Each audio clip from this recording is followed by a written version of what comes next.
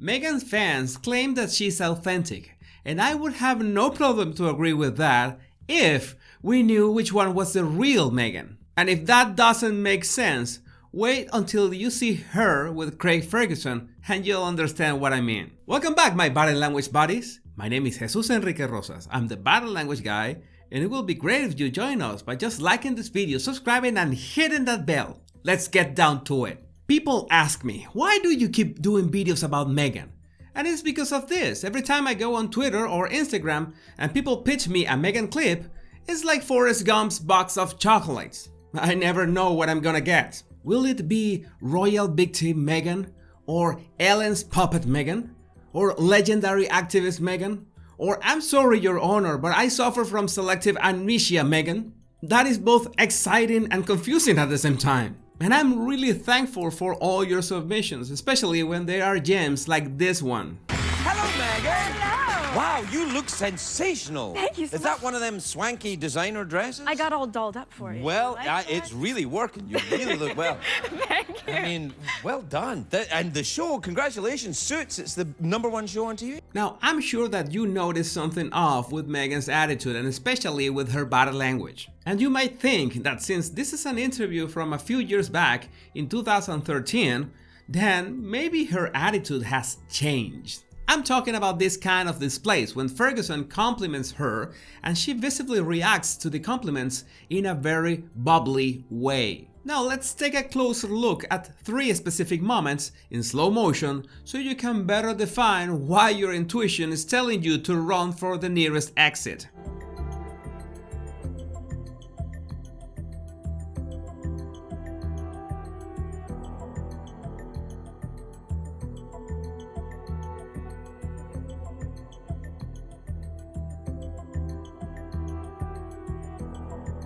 This way you could take a better look at her body language reaction to the compliment, including a very subtle clue of flirting that is touching her own skin. That's something that women do both consciously or unconsciously when flirting.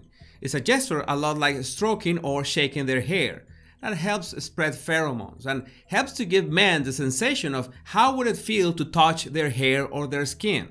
Of course, not every time a woman touches her own skin is flirting. Maybe she likes you, or maybe she has eczema. It helps to pay attention to other signals. But the fact is that Meghan's body language here is a bit odd, because first, she's bubbly, then one split second later, she turns her facial expression to a serious one. That's just for an instant, but it's there, and then she tries to play bubbly again with those really broad gestures in front of her face. Maybe you didn't notice that consciously, but at the same time she did those ample gestures to act enthusiastic. She clenched her fists. She's tense. And now maybe you're asking yourself the question, what does it have to do with being authentic? Well, a very crude but useful synonym of being authentic is being yourself.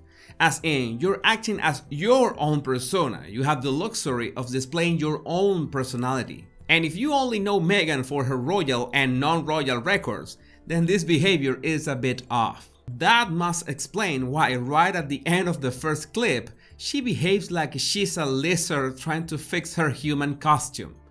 Yes, this is also worth watching in slow motion.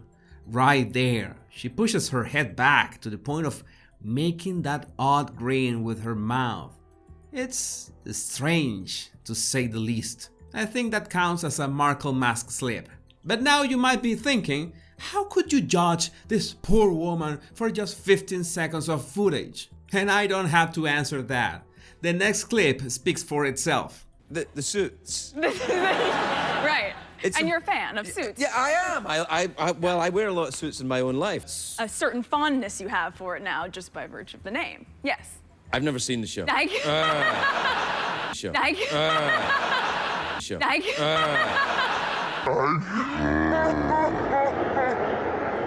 Now, by this point, you've already noticed that Meghan was seriously trying too hard. This is not herself, so to speak. And one of the perks of that forced laughter at the end is that we at least understand why this does not feel like the usual Meghan that we know, because she's just trying too hard. And it's not like a forced, fake laughter is bad. In fact, Jimmy Fallon has made a career out of his. I absolutely understand that being a professional of acting is not easy and you'd better always do your best impression. But maybe the next clip is taking things a bit too far. 5, you can pinch me, I'm real. See, oh yes. No, I'm from here, I'm from here. No? I just wanted to do it again. Strangely hairless body you have.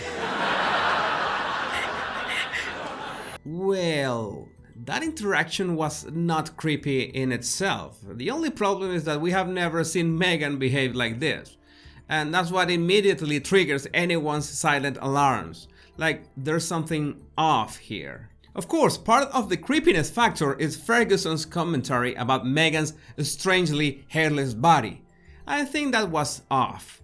Maybe it didn't help that Meghan was dressed like she was about to pull a Catherine Trammell live. And I know that this is going to hurt a lot of people's feelings, but it's one of life's harshest rules. People treat you first and foremost, not by how you treat them, but by how you look. How you dress, no matter if you're a man or a woman, and no matter your age, is paramount. After people have perceived you, after those first 7 seconds that include your clothing, your body language, your attitude, your voice tone, it's only after that first impression that how you treat them begins to count. Even so, I would really like to know what is your opinion about Meghan's choice of dress for this interview. Feel free to share your opinion in the comments. I already mentioned that I usually don't know what's the Meghan I'm going to meet right before opening a clip. And that has nothing to do with the fact that she's an actress. Because any actor or actress has their own real personality, and precisely these kind of talk shows are made so we can get a glimpse into real personalities of them, to get to know them better, to get to know the real people behind the characters they play. And it doesn't help when nicknames come into play. You didn't like that. Do you like getting called Meg? Yeah, I get called Meg, Nutmeg, all sorts. Nutmeg? All right. Well, nutmeg. It gets really hard to understand your point of being a feminist, which is one of the numbers of the Meghan lottery, when you build up jokes about Catholic schoolgirls in uniform. It's a very perverse place for a little girl who went to Catholic school, no less, to grow up, because I'm there in my school uniform, right? Oh, yeah. And then the guests... It's a joke, kind of a joke. Yes. Yeah, I joke.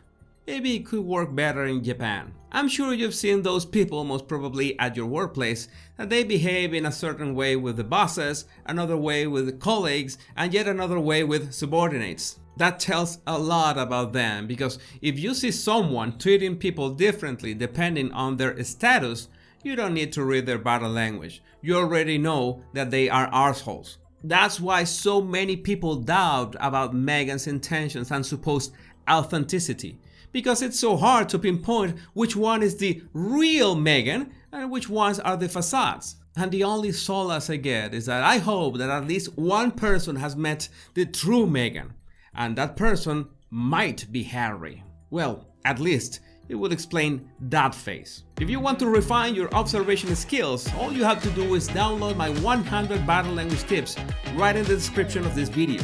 My name is Jesus Enrique Rosas, and it will always be a pleasure, my body language buddies. Much love and bliss.